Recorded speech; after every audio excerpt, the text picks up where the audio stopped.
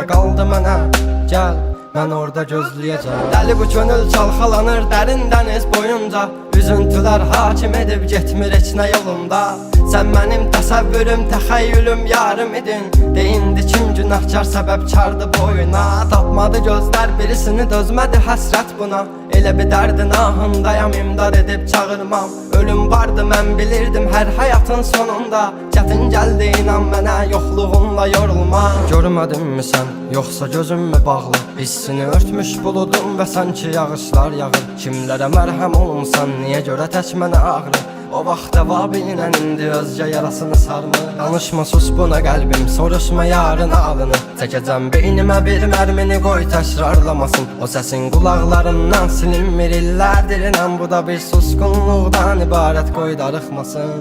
Özməyəcəm, çəkəcəm silahı başıma bir mərmiyə. Ölməyəcəm yarın halı.